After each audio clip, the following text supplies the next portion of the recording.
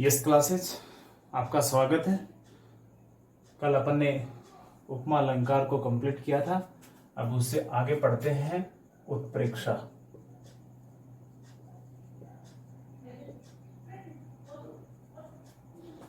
देखिए,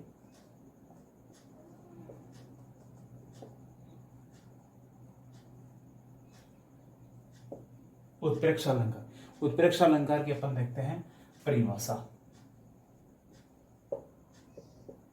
जब किसी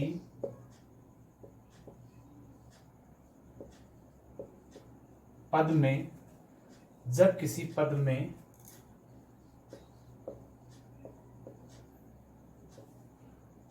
उपमेय को उपमान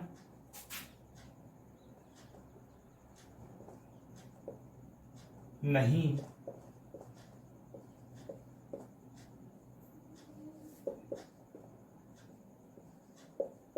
समझा जाता है,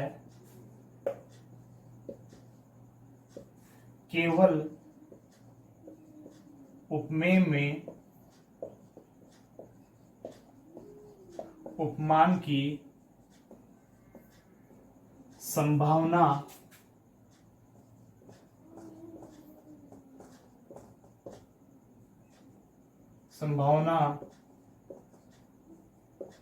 प्रकट की जाती है।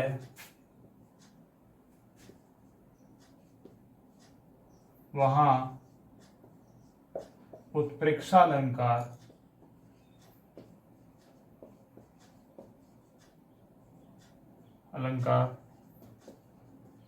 माना जाता है।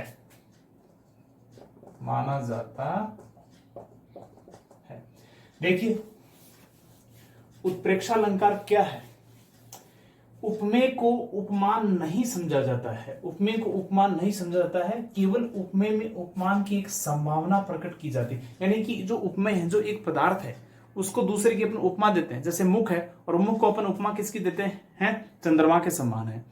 उपमा दे दी, बस अपन ने कह दिया कि ये मुख नहीं, ये तो चंद्रमा ही लग रहा है, दूसरा चंद्रमा ही आ गया धरती पे। लेकिन नहीं, उत्प्रेक्षा क्या कह रहा है कि उपमेय को उपमान नहीं समझा जाता है, केवल उसकी क्या की जाती है? एक संभावना, एक कल्पना प्रकट की जाती है कि हाँ, वास्तव में यार, इसका मुख का जो तेज है, इसके मुख का जो सौंदर्य है, ऐसा लग रहा है जैसे मान लो आज तो क्या है, पृथ्वी पे, धरती पे चांद ही उतरा यार, चांद जैसा इसका मुखड़ा। बस केवल कल्पना की जाती है। वहां क्या होता है उत्प्रेक्षा अलंकार। देखिए इसके वाचक शब्द।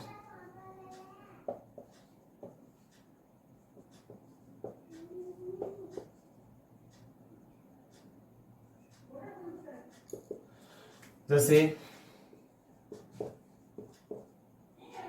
मानो, मनु, मनुहु, जानो, जनु, जनु इत्यादि। जहां भी अपने को मानो, मनु, मनहु, जानो, जनु, जनहु, ये शब्दांश अपने को अगर काव्य में मिलते हैं तो अपन वहां क्या कयास लगा सकते हैं, क्या आइडिया लगा सकते हैं कि कौन सा अलंकार है? उत्प्रेक्षा अलंकार है। जैसे इसका उदाहरण देखिए,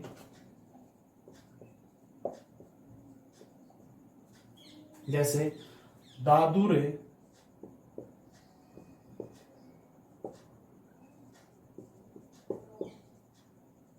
दादुर धुनी। दादुर क्या होता है? मेंढक, अर्थात दादुर धुनी, उसकी धुन, उसकी आवाज चहु और सुहाई।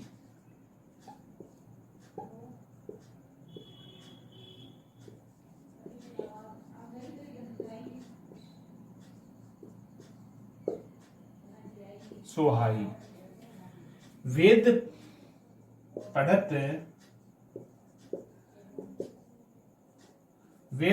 पढ़त जनु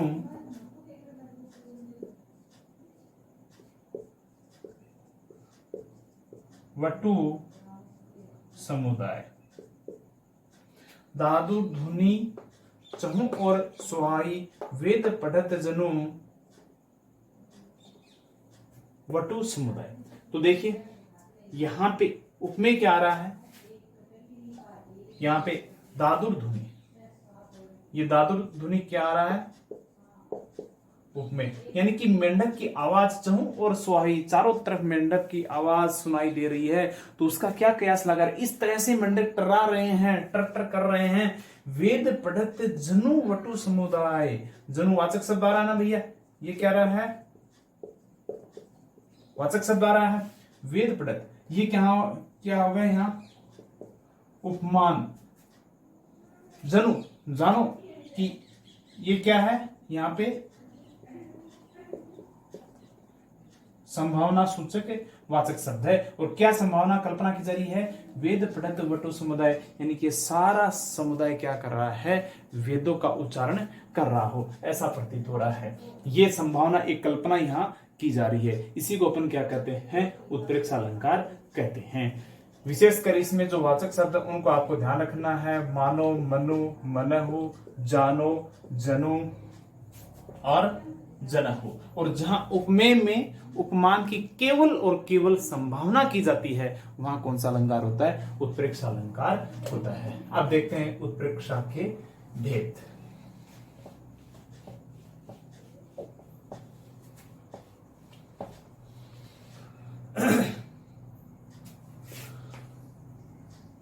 उत्प्रेक्षा के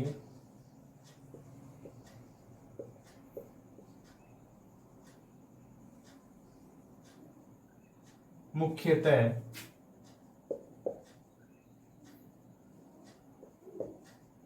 तीन भेद माने जाते हैं।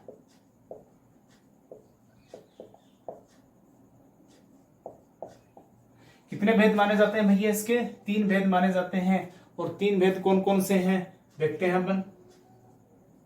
नंबर 1 पे आता है वस्तुत्प्रेक्षा, और इसी को एक दूसरे नाम से भी जानते हैं, वो भी देख लीजिए, स्वरूपोत्प्रेक्षा। नंबर 2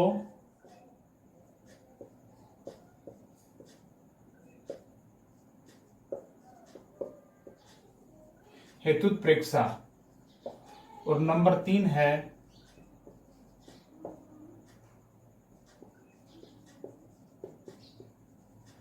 फलोत्प्रेक्षा। वस्तुत्प्रेक्षा, स्वरूपोत्प्रेक्षा भी कहते हैं इसको, नंबर 2 हेतुत्प्रेक्षा, और नंबर 3 फलोत्प्रेक्षा। ये तीन इसके भेद माने जाते हैं। देखते हैं नंबर 1 वस्तुत्प्रेक्षा।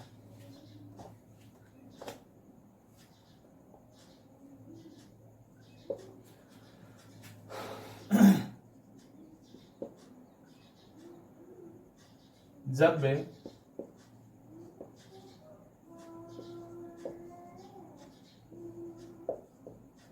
किसी पद में वस्तुत्प्रेक्षा का मतलब क्या है कि एक पदार्थ को दूसरे पदार्थ मान लिया जाता है, यानी एक पदार्थ में दूसरे पदार्थ की क्या संभावना प्रकट की जाती है, वो अपना क्या होता है, वस्तुत्प्रेक्षा। या किसी पद में एक वस्तु में दूसरी वस्तु की क्या संभावना प्रकट की जाती है, वहां क्या होता है, वस्तुत्प्रेक्षा। जब किसी पद में एक पदार्थ या एक वस्तु एक पदार्थ में दूसरे पदार्थ की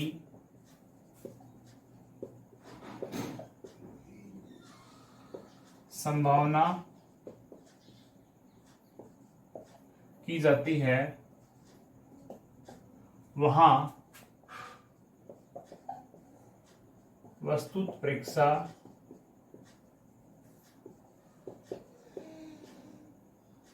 माना जाता है।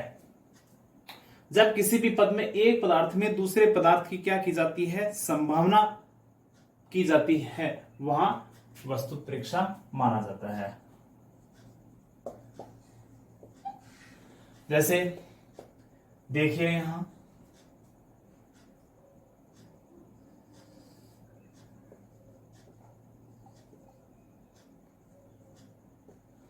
सोहते ओढ़े, सोहत ओढ़े पित्त पट्टे, सोहत ओढ़े पित्त पट्टे श्याम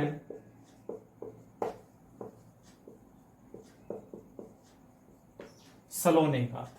सोहत ओढ़े पित्त पट्टे श्याम सलोने गात मानहु, मानहु नीलमणि, मानहु नीलमणि सैल पर आतप परियो प्रभात सवेरा। क्या कहा जा रहा है? वाचक शब्द अपना क्या आ रहा है यहां? मानहु। एक उपमेय में उपमान की क्या की जाती है? संभावना की जा रही है। तो देखिए भैया यहां उपमेय क्या है? सोहत ओढ़े पित्त पट्टे श्याम सलोने ज्ञात, श्याम सलोने, श्याम क्या है? सांवले, ओढ़े पित्त पट्टे पीतांबर रूपी सांवले श्री कृष्ण जी हैं, वो क्या है? अपने सांवले रूप के ऊपर पीतांबर पीले वस्त्र धारण किए हुए हैं। तो यहां पे क्या है? प्रस्तुत पद के अंदर किसका वर्णन किया जा रहा है? श्री श्री श्री कृष्ण जी का। श्री कृष्ण जी क्या भैया? उपमेय हैं। पित्त पट्ट श्याम सलोने ज्ञात, अपने सांवले बदन के ऊपर वो क्या कर रहे हैं? पीले वस्त्र धारण किए हुए हैं। ये उपमेय है। अब संभावना क्या की जाती है यहां? संभावना उपमान। नीलमणि सैल पर आतप परियो प्रभात। ये नीलमणि सैल, नीलमणि जो पर्वत है उसके ऊपर आतप परियो प्रभात यानी कि सुबह है कालीन अर्थात है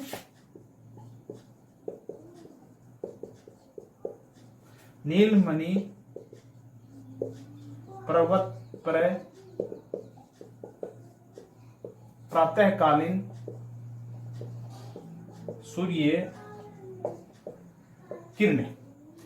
क्या संभावना की जा रही है कि श्री कृष्ण जी हैं वो अपने शरीर पर पीले वस्त्र धारण किए हुए। तो मानो ऐसी संभावना, ऐसे लग रहे हैं, कल्पना कर रहे हैं अपन कि नीलमणि पर्वत के ऊपर, नीलमणि पर्वत की जो सैल है, जो चट्टाने हैं, उनके ऊपर प्रातःकालीन जो सूर्य की सुनहरी जो किरणें आ रही हैं, वैसा अपने को महसूस हो रहा है। एक वस्तु को, एक पदार्थ को दूसरा पदार्थ माना जा रहा है।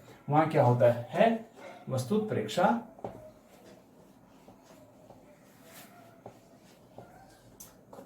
जैसे एक उदाहरण और देखिए,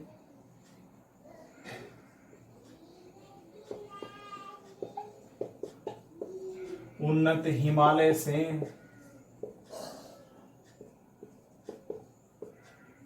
धवल यह सूरसरी यूं टूटती। उन्नत हिमालय से यह धवल, यह सूरसरी यूं टूटती। उन्नत, उन्नत अर्थात हिमालय पर्वत से धवल सफेद रूप से सूरसरी, ये नदियों की धारा है, वो इस तरीके से टूट की जा रही, इस तरीके से वो अलग हो रही है। क्या लग रहा है उसमें? देखो, मानो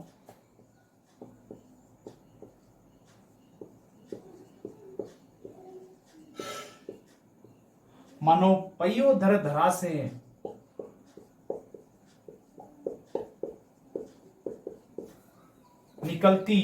निकली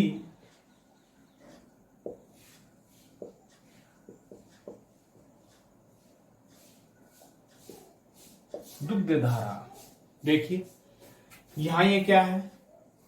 उपमेय, और यहां पे ये अपना वाचक शब्द आ गया मानो, और यहां क्या है? उपमान, और उपमान में क्या की जा रही है, संभावना की जा रही है। हिमालय पर्वत से एक धवल धारा, सफेद धारा नदियों की ऐसे टूट रही है, ऐसे अलग हो रही है, मानो पयोधर धरा से निकलती दुग्ध धारा, अर्थात पयोधर, पयोधर किसको बोलते हैं, दुग्ध देने वाले जो जानवर होते हैं, गाय या भैंस है, तो उनकी धरा से निकली दुग्ध धारा, जिस प्रकार से पयोधर से अपन दुग्ध की धवल धार निकालते हैं, उसी प्रकार से उन्नत हिमालय से, विकसित हिमालय से क्या हो रहा है, नदियों की धारा निकल रही है। यहाँ क्या की जा रही है, एक संभावना की जा रही है, एक वस्तु में दूसरी वस्तु की, वहां किसको क्या कहते हैं, वस्तु प्रेक्षा कहते हैं।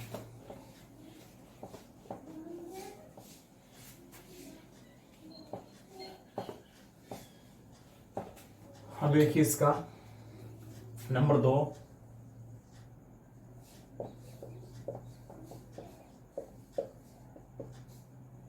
हेतु प्रेक्षा। हेतु प्रेक्षा, हेतु का मतलब क्या होता है, देखिए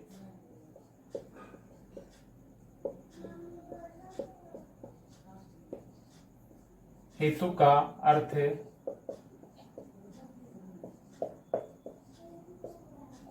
कारण होता है,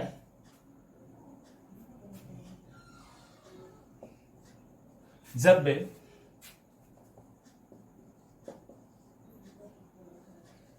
किसी पद में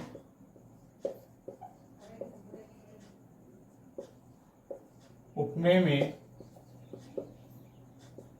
उपमान की कल्पना या संभावना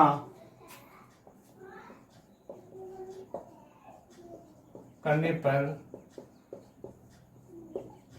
कारण की खोज की जाती है, लेकिन वह कारण वास्तविक नहीं होता है, वह कारण वास्तविक नहीं होता है, परंतु वास्तविक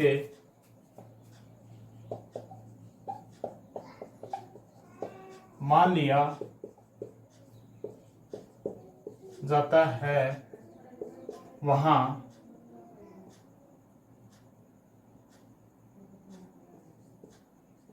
क्या होता है, हेतुत्प्रेक्षा।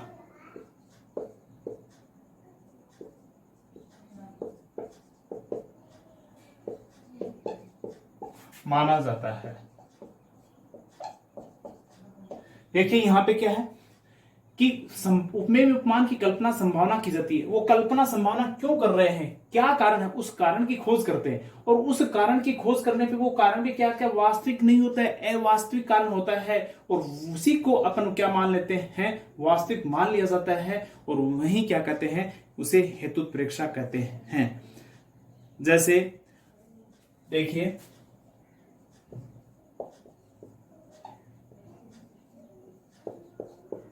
अरुण भय कोमल चरण मानो भूमि पर सलीबे। क्या कहा जा रहा है कि अरुण भय कोमल चरण मानव भूमि पर चलीबे। वाचक शब्द आ रहा है अरुण भय, अर्थात इसका अर्थ क्या है, लाल हो गए हैं, भय हो गए हैं, कोमल चरण एक नायक या नायिका की बात की जा रही है, एक नायिका है, सुंदरी है, और उसके पैर क्या हैं, कोमल चरण है, लाल हो गए हैं, मानो भूमि पर चली गई। यानी कि क्या कह रहा है कि एक नायिका है, उसके पैर लाल हो गए, क्यों हो गए भैया, भूमि पे चलने से। तो चलने से ये कोई वास्तविक कारण नहीं हुआ, चलने से किसी के पैर लाल नहीं होते हैं, ये कोई वास्तविक कारण नहीं है, फिर भी इसको वास्तविक मान लिया जाता है। और यथार्थ बात, तो वास्तविक बात यहाँ क्या है कि नायिका के जो चरण हैं वो पहले से ही क्या है, लाल हैं, और फिर भी ये अवास्तविक कारण को अपन वास्तविक मान ले जाते हैं। भूमि पे चलने से किसी के पैर हैं वो लाल कभी नहीं होते हैं। आगे का नेक्स्ट वीडियो में।